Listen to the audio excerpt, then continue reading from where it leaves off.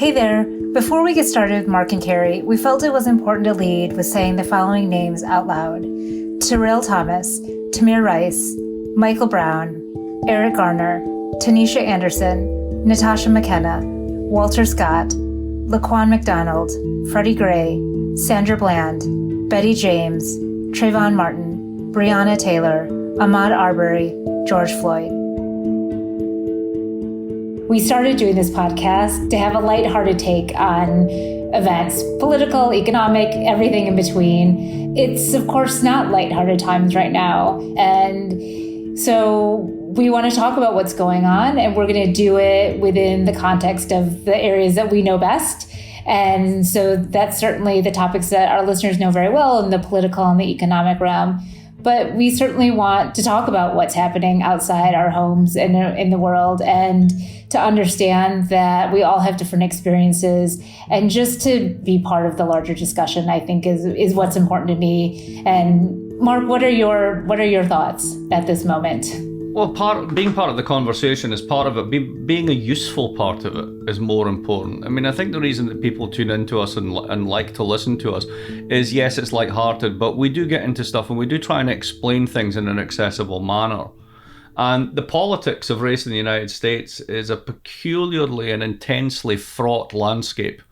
And, you know, one of the things that is a very peculiar locution of the moment that I think is badly misunderstood, and I think it's important to say this loud and clear. And perhaps the person who said this the best, if anybody wants to check this up, is the pop star Billie Eilish. Go look up Billie Eilish's tweet on why the claim that all lives matter is not the claim you should be concerned with. Yeah. Right? So here's when I first heard the term white privilege a couple of years ago, I thought, well, what does that actually refer to? Because being somebody who's a political economist, I think to myself, well, most poor people are white.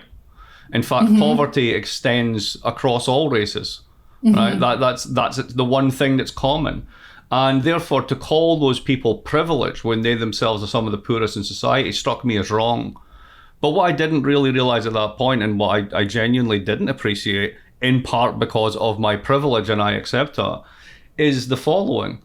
Those people who are like me, even if they're poor, do not have an existential fear for their very lives when they walk down the street.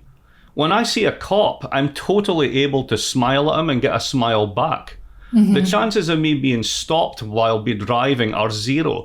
In driving in the United States for 25 years, I have been stopped twice, and I was genuinely speeding both times. My interactions with the police are completely different from those from African Americans. And that privilege of not having that fear, if you don't have that, if you don't actually understand what that's like, then you don't understand the core of the politics of the moment, because it's about the right to live without fear. And that's the privilege that people like me actually have. And white people just need to accept that. I think and we haven't actually talked about this on air. So I grew up in rural Michigan, as many of the listeners know. I'm adopted. I grew up in a white family. I am very much socialized in understanding the privileges that come along with that. But also because I grew up as very much an other amongst a sea of very white people in rural Michigan, I can understand the feeling of other, but I cannot, to your point, Mark, understand the feeling and insecurity of fear for one's life. And I see the protesters and the signs that they say that the color of my skin is what's predicting whether or not where I'm gonna live, my education, my job. And you just think whether or not I'm gonna be stopped by the cops. And you just think that isn't anything that we can read about and learn and like feel it is just part of who you are. And I think you're right that those that don't experience this just have to listen and have to be on the side of empathy. But let me put my political economy hat back on for a moment and say all of that is true, but to me it's still embedded in a bigger set of issues. So let me just I looked up some numbers. They've been all over the press this week, that everyone can find these numbers. But let's actually just think about what this means, right? So here's the first one, right? In Minneapolis, where the final spark for this was lit, right? So 76% of whites own their home, 24% of blacks own their home. That housing stock has been redlined. That housing stock has been residualized. the wealth of that stock, their ability to borrow against it, all of the things that make an American life possible is something that has been excluded even from those who actually own property. We see this nationally in the fact that the family net worth of white families, and of course these are averages, and that hides the skewness in the inequality figures that are there that we've spoken about before. But just take the average. Your average white family's net worth is 10 times that of black families. 10 times. Geez. Now, if every white family was a millionaire, then you'd say, well, you know, those folks have $100,000. You're talking about average family net worth of black families of $17,000. Yeah. And that's the ones who own property, right? This is about progress in its most basic sense, that the economy may be growing, and we might sort of, you know, and I've written a lot about how this is not going down to the bottom 80%, but it's absolutely not going anywhere near African American communities. Forget all the stuff about the closure of the racial wage gap. You can look back 30 years in the data and you'll see occasional upticks, but the overall trend has been down against a rising one for whites. And we're emerging now from these lockdowns.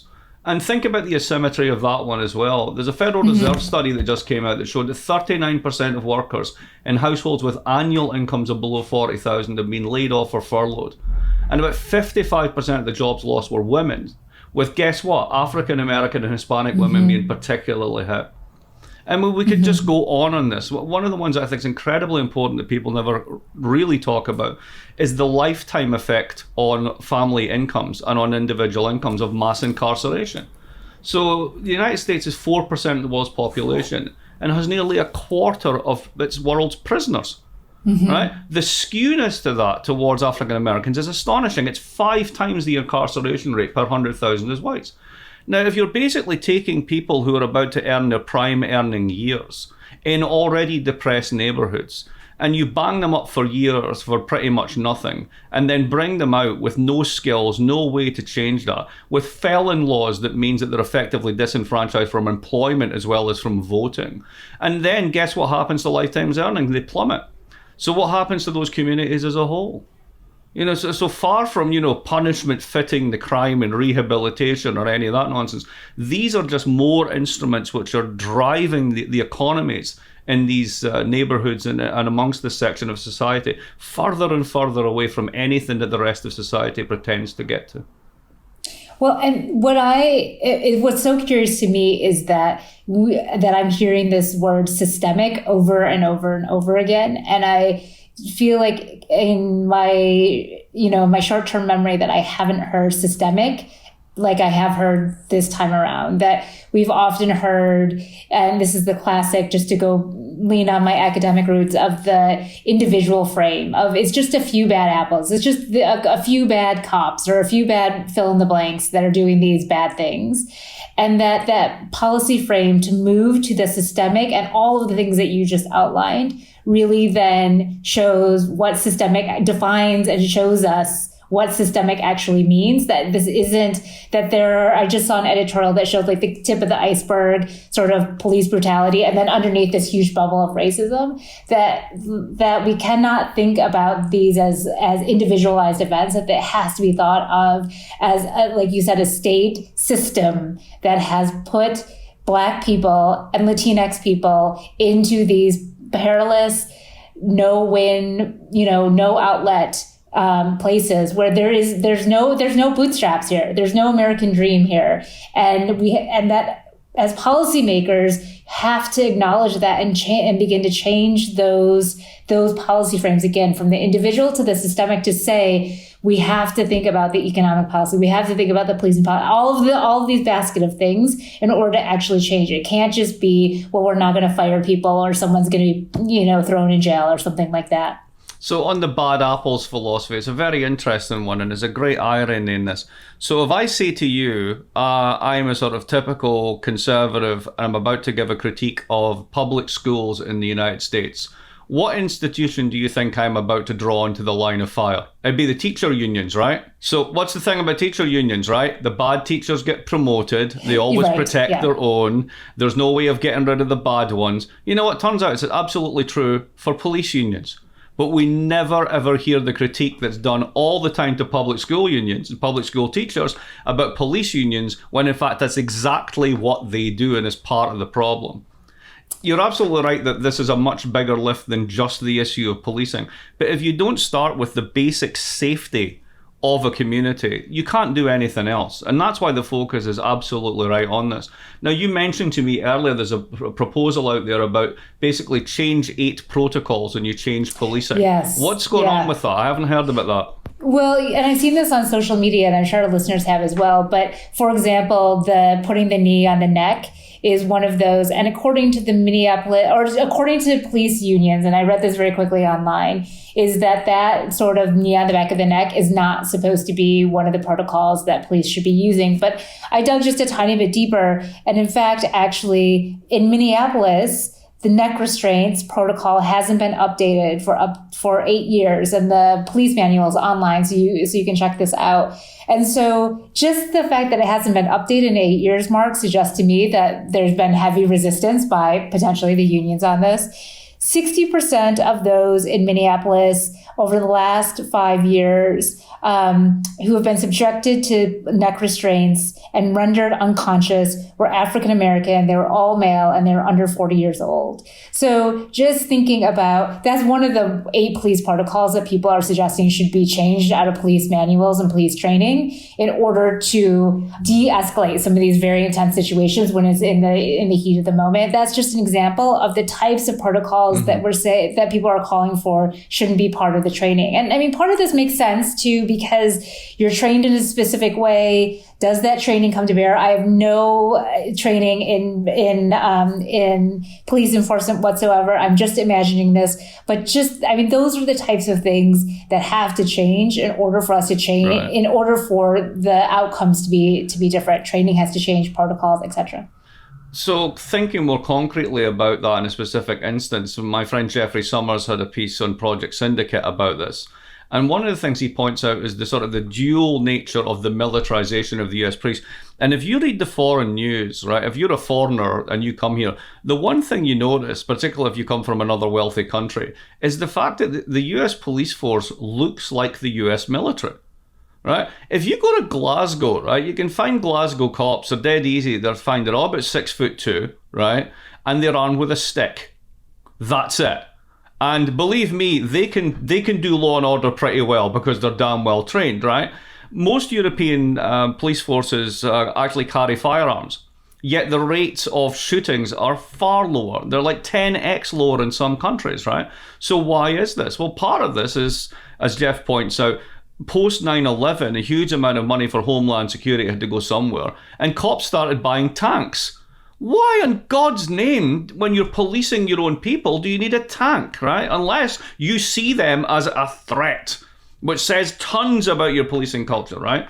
The second one is, again, as Jeff pointed out, if you go into the statistics looking at complaints against police, the ones that have the highest rate, or the subgroup with the highest rates, are ex-military vets.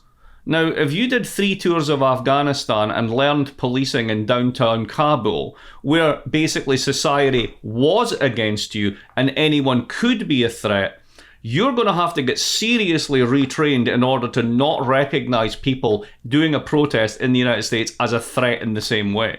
So by militarizing the police over the past 15 years, 20 years, we've managed to create something that's very different from the other police forces around the world, and we just haven't grappled with that. I so agree with this point. I was just seeing pictures of the police in London or in any of the other big sites around the world where there have been big protests, and they show up in what looks to be their uniform and maybe some protective gear and a helmet, but they are not. I mean, they have masks now, but they do not have all the stuff that we see the Americans, and there are no tanks, and there are none of these sort of really heavily armored vehicles that show up. Or either. Helicopters, like basically at treetop height. Yeah, what is that? And you can go on Twitter and find these pictures. This isn't sort of some kind of rumor. You saw this clearly in Minneapolis and Houston, a bunch of other places. Cops came out of a van, like an APC, an armored personnel carrier, armed to the teeth, and immediately started firing rubber bullets, which, by the way, are seldom made of rubber, right? They're low-velocity metal, non-piercing shells, right? They're designed to punch you, right? These things, and then just start firing them at the media. If I'd showed you that and said, this is the media and this is the cops, you'd be like, oh my God, that must be Russia. No, it's not. But it's exactly what you'd expect in an authoritarian country. Well, and I mean, of course, this has been in the press all week too, that this is the 31st anniversary that Tiananmen Square put down, and the pictures of the side by sides between what's happening in the U.S. and Tiananmen Square. But it is this thought of this police state that has just been pumped up on steroids with all of the military equipment. We had talked about how there is a bill, I think, to stop sending military equipment to American police forces. Which, probably a good idea, because they're not actually trying to fight a war against their own people. And the vast majority of cops that I've spoken to here and in other places that I've lived, they're not soldiers, and they don't see their own people as an enemy. But if you create an environment whereby, your job is to basically jump out with a kind of submachine gun that's filled up with supposedly non-lethal arms and unload on a crowd, then, that's not policing work. That's military. Yeah. I want to say something about the politics of the moment. Of course, I mean, there's a lot to say about the politics of the moment. And of course, what happened this week in D.C. with the president clearing out the peaceful protesters from Lafayette Square to make the walk to the church on the corner. And they were using the quote unquote rubber bullets and the tear gas. And that was supposedly, according to the Washington Post, that was a personal call from the Attorney General to clear that area. And to take this to President Trump, the force of the military seems to be how he plans to deal with the protesters. You guys familiar with DC? There's now fencing and barriers around Lafayette Park, so you can't get close to the White House at all. I mean, it's completely fenced in to carry on the authoritarian theme as well. I think he was very upset when he saw the trending hashtag of Bunker Boy. So we have a very, very thin-skinned president of the United States then lashing out against peaceful protesters. We know the storyline. And so it's so interesting that the place where he can do that in DC is the place where he does do this. And that other states have said, have said publicly, we don't want this, send the military home. But in DC, he can use them. But they're unidentified as well. They don't wear nameplates. They won't tell you where they're from. Well, yeah, there's also some somewhat credible evidence that there's even Blackwater people wandering around amongst this. And there's a whole mix of people from different federal departments all deployed together in this kind of ragtag Praetorian Guard to basically protect the president and do what he wants in the one place that isn't a state. Exactly as you say. Interesting, though, that you do see real public pushback from the military themselves. Right? Yes. Not just from quote-unquote Mad Dog Mattis, but even from his own defense secretary, which basically is the fast ticket to getting fired. So we can expect him to be out and the fifth defense secretary to be in. But the way that this was handled, and let's not even talk about the whole sort of Bible-holding stunt and all the rest of it, right? This has serious constitutional problems, and you're the expert on this stuff, correct me if I'm wrong, but basically there's been a kind of a quid pro quo for over 250 years that the military does not do domestic politics, it doesn't pick sides, and it doesn't get deployed in partisan fights, which is exactly what this is. And then you can try and weaponize this, and you weaponize this by turning it into a terrorist thing. So that then leads us to this thing called Antifa. So what do you know about Antifa? We got into trouble last time for not taking Obamagate seriously. I guess we're going to get pillared for not taking Antifa as well. So what's the story with Antifa as far as you understand it? Well, as far as I understand it, it stands for anti-fascists. And it has been, I think, this week, been deemed a domestic terrorist group. But there's a problem with that. You see, they don't actually have an address, a brass plate, a membership list. It's a bit like declaring bird watching. Right, a terrorist group. If you declared the Society of Providence Bird Watchers a terrorist group, fine, they're a group, right? But you can't just say bird watchers are terrorists, and yet basically people who don't like fascists are now terrorists, which is a bit weird given that giant war that we fought against fascism. That's what's always confusing to me about anti-fascist, because in my head those words separately together make sense, and then you put together and I think, aren't a lot of people anti-fascist? And I'm not being sarcastic. So. No, absolutely. I'm being serious. We would certainly hope so. Yeah. So I'm always confused about why they're seen as a terrorist group, unless it's because they're seen as being far left by the president. So basically it is. It's an attempt to politicize the left in an election year and mobilize the base. We've seen this before. Move on. What else can we usefully talk about? Well, Mark, I was curious. I think I got an email from The Gap and other corporate entities stating Black Lives Matter, that it's a time for solidarity. And it's interesting because as a consumer, I don't know that I've ever received any emails like that. I've seen stuff like that from corporate America. What's your... I'm not sure what to think about it. What's your take on why it is? I'll give you two options and you tell me which one you think is true. That large multinational corporations who have become increasingly aware that affluent consumers are the people that they need to basically please. And those affluent consumers tend to be, on average, a bit more liberal. And they might care about this stuff. And if you do this, then you'll basically look good, and it's equivalent to greenwashing. So in a sense, it's empty virtue signaling. On the other hand, when you see the video of what happened to George Floyd, when you read the case details on what happened in other cases, you begin to say to yourself, at just a very basic human level, oh, come on, right, really, enough, stop. And that allows corporates to then actually do something that they've been talking a lot about, but haven't actually done a lot about, which is to say something about their social responsibility to the wider society. Now, which one do you think is true, or are both true?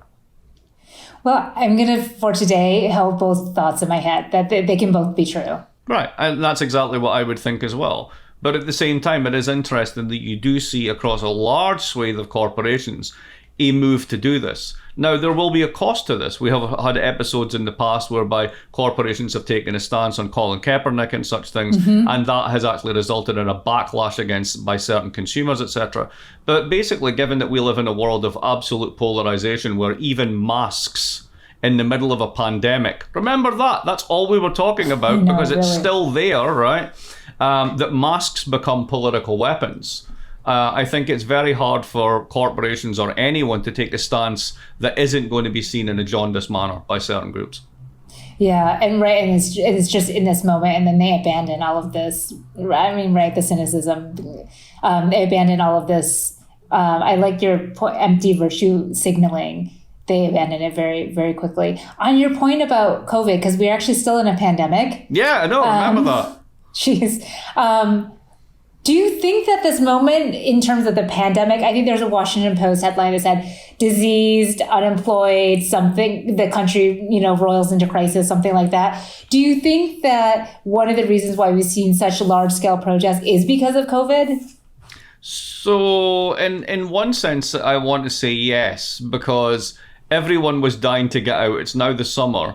Something really egregious has happened, and that has mobilized communities in a way that it normally wouldn't, right? It's not that people are using this as an excuse. They are genuinely and justifiably outraged. But the fact that everyone was packed together under lockdown for so long is, in a sense, pushed this out and propelled it in such a way. I have no idea if that's true. Sounds plausible, right? But the more serious way that COVID is implicated into this is it hasn't gone away. Now, there's two really interesting things going on, because I'm still watching this. States that opened up, such as Georgia, right, they're not really seeing a massive increase in cases. Same with Florida. Now, they may be cooking the books, all the rest of it, but you'd know that because their hospitals would be crashing. Yeah. And the figure I saw for Georgia was somewhere around 11% of ICU beds are taken up by COVID. That's serious, but it's not crisis. So what this could suggest is that thing we've been talking about before, the underlying rate of infection, the number of passives, etc., could actually be bigger than we think, and that the opening up isn't going to necessarily result in a second wave, that it is manageable, that this thing is less lethal than we think. There may be some good news buried within this. The bad news is the protests. So who is it that what do we know about the epidemiology and the demography of disease? We know that it's minorities, particularly Hispanics and African Americans, who are most hit by this. We know this because of the density of their neighborhoods. We know this because of poverty in their neighborhoods, etc. The spread is much, much faster. So what's the fastest way to spread if you're carrying? How to shed as much as possible? Shout loudly and sing. Yeah. So basically take a whole bunch of people from the most vulnerable community and put them in an environment where you're going to dump viral loads all over the place. It's terrible. And it tells you something. These people aren't stupid. They understand risks. And they are so fed up and so angry about what's happening to them, they are perfectly willing to take that risk, even though they're the most vulnerable population, because they see no other alternative. And then there's a huge amount of information in that. Yeah, right. That the anger and the seething is in their own cost benefit analysis, motivating them to go out and protest versus staying at home and being silent. Yeah, it's such a powerful point to think about how sad, angry, but just angry. I think people are like the system, as we've said a million times, is just rotten to the core. Yeah. Which is why I have a book coming out called Angrynomics, which I can't. There we go. But I can't actually advertise it just now because it's singularly not a book about racial anger. It's about how the economy generates anger. And this is absolutely imbricated in what we're seeing, but this precise version of what we're seeing in the United States is deeply, deeply inscribed with that historical wound. And it is now coming into the open. And what we said at the end of the book was that, you know, when the lockdown ends, the anger will be back. But the precise modalities of that are going to vary from country to country. Well, that's exactly what we're seeing. One thing that I might say, just for a little bit of nuance about the protesters, is that it really is, you see everybody out there. I mean, lots of young people for sure, but there are tons of white, young 20 protesters. There are African, all the rainbow of the diversity of rainbow. And that is something that, for me, gives me a glimmer of hope that because it's not just, the old hippies out there, for example, that are protesting, but this is all ages. Everybody is out there. You see people walking up and down the streets with their signs, and it really is tons and tons of different people. I mean, I think I guess the point that I'm trying to make is that everybody's angry. It's not just like a certain segment that's angry. Like, we're all angry right now. And Absolutely. I think that is different than what it may have been in the past. And while we've been justifiably very critical of the role of social media in driving polarization, I have to say, one of the things that's been most interesting about this is the role that it can clarify, not through words, but through videos. And although they can be doctored and all the rest of it, just the raw footage coming from these protests, if you just go on Twitter and just look at what's trending now, and Providence was one the other day because of what happened at the mall, which really seemed to be a bunch of white kids from Cranston at 2 a.m, just basically smashing things up. But regardless, what you see there is exactly that cross-section of humanity. The people who are being pepper sprayed are all different types. Yeah. Yep. I know that there's a protest in Providence. There's a big one planned Saturday in DC. And we were talking about this beforehand. You wonder where this, and across the country and the world, where this puts President Trump over the weekend, whether or not you see him, go to the bunker and continue to be bunker boy, or whether he is able to get it together and provide any sort of moral leadership to this country. Well, I think the answer to that is no. I think it plays out in a slightly different way. What's unique about these protests is that the segregation of the 1960s, which confined them to areas such as Watts, which confined them to areas such as the south side of Chicago, has largely been erased by gentrification. And now it's Buckhead in Atlanta, and it's Beverly Hills and Santa Monica, and places like this which are now adjacent to the areas where minorities live. And of course, that spillover plays two ways. On the one hand, the visual spillover of brutality and violence encourages, I think, rich white populations to feel a kind of solidarity and moral outrage. But the $64,000 question is, how long does that last if the property damage extends into their affluent neighborhoods?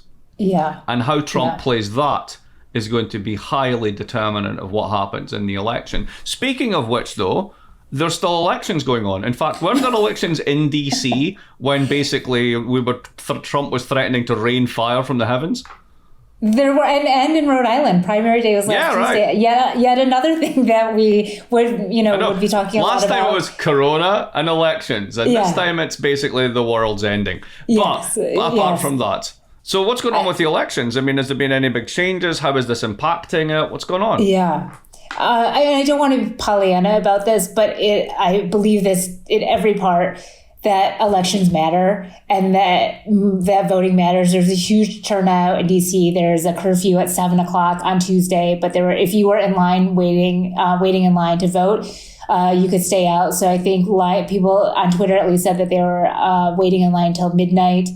So there was a huge increase in voting in the primary. Biden, of course, wins the Rhode Island primary, but there were across the states that had primaries, you saw women of color winning a number of state ledge races, primaries again. But still, I mean, these are really strong signals heading into the general election. And then just today in Tennessee, I don't think it was a Tennessee State Supreme Court, but it was some judicial body in Tennessee. I'll follow up with everybody on this next time.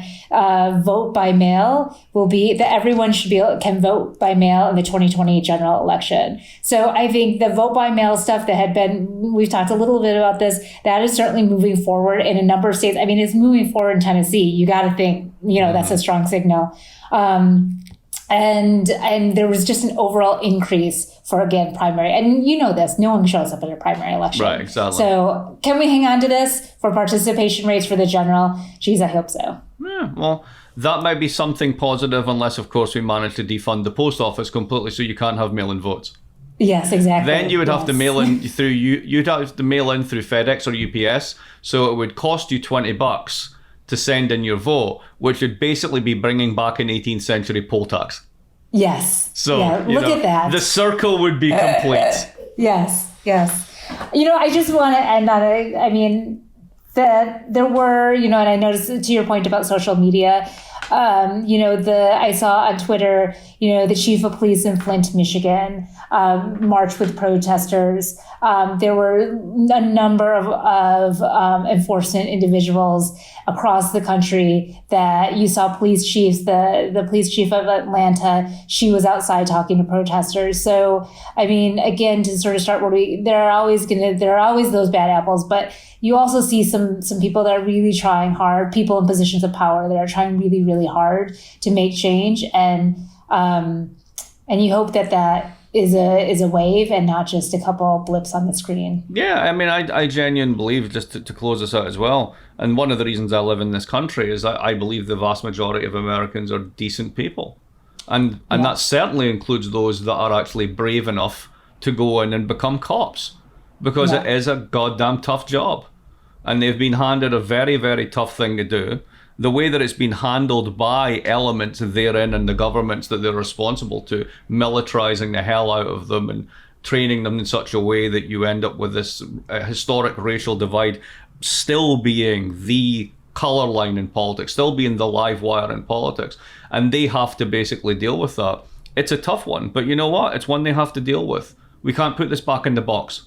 We can't go back to normal, right? Just as we were saying about coronavirus allows us to see things as they really are and we need to change, this is exactly the same. Can't go back in the box, can only go forward.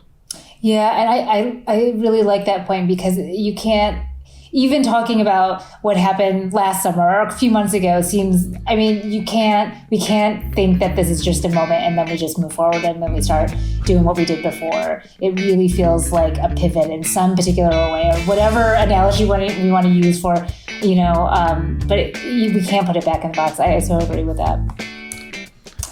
I think we've said all we can usefully say. Yes. All right. Thank you everyone for listening. We will be back. Please stay safe and healthy. Talk to you later. Thank you. Bye-bye.